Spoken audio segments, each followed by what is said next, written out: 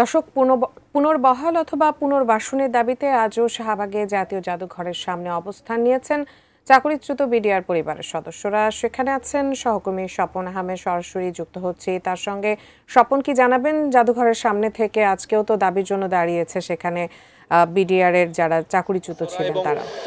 পিলখানা হত্যাকাণ্ডের সাথে এই ঘটনার সাথে যারা চাকরিচ্যুত হয়েছিলেন তারা কিন্তু বেশ কয়েকদিন ধরে আসলে আন্দোলন চালিয়ে যাচ্ছেন। আমরা দেখেছি বিভিন্ন প্রান্তে তারা আন্দোলন চালিয়ে যাচ্ছেন। গতকালকেও ইন্টারকন্টিনেন্টালের সামনে তারা যমুনা অভিমুখী একটি যাত্রা করে এবং শাহবাগেই তাদেরকে পুলিশ আটকে দেয় এবং তারই ধারাবাহিকতায় গতকালকেই তারা আলটিমেটাম দিয়েছিলেন যে তারা আজকেও 12টা আলটিমেটাম দিয়েছিলেন যে আজকেও তারা শাহবাগ অর্থাৎ যমুনা অভিমুখী তারা যাত্রা করবে। তবে এখন পর্যন্ত সকাল থেকেই বিডিআর পরিবারের সদস্যরা সহ এবং চাকরিচ্যুত যে বিডিআর সদস্যরা রয়েছে তারা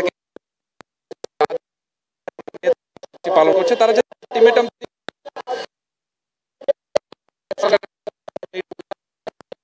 তাদের আন্দোলন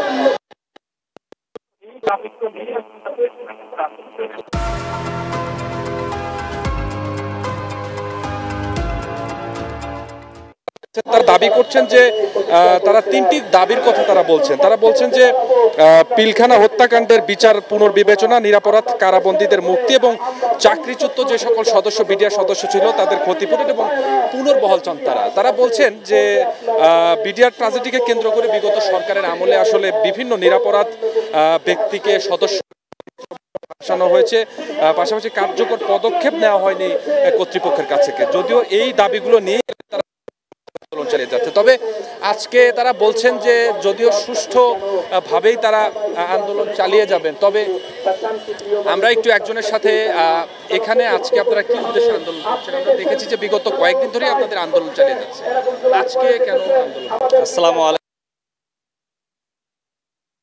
হলো আমরা 2009 সালে পরিকল্পিত একটা পিলখানায় হত্যাযজ্ঞ আমাদের উপর চাপিয়ে দিয়ে মিথ্যাভাবে মনোহারে নির্বিচারে আমাদেরকে বাড়িতে পাঠানো হয় বিভিন্ন জেল জুলুম দিয়ে।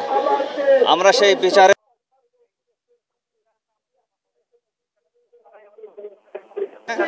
আমাদের অধিকার আমরা ফিরে পাওয়ার জন্য মাননীয় প্রধান উপদেষ্টা সহ সকল উপদেষ্টার কাছে আবেদন জানিয়ে আমরা এই আন্দোলনে নেমেছি। এখন পর্যন্ত কি সরকারের পক্ষ থেকে আপনাদেরকে এখন পর্যন্ত আশাবাঞ্ছক কোনো আশ্বাস আমাদের দেওয়া হয়নি।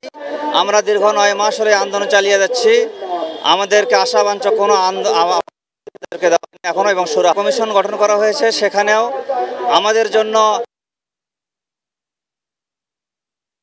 পুনরায় আবার তদন্ত করে সঠিকভাবে বিচার করবে, সেখানে সে কোনো ফাঁক রাখা হয়নি। সেখানে ওমা নম্বর একটা ধারা রাখা হয়েছে যে নতুন করে দোষী মনে করবেন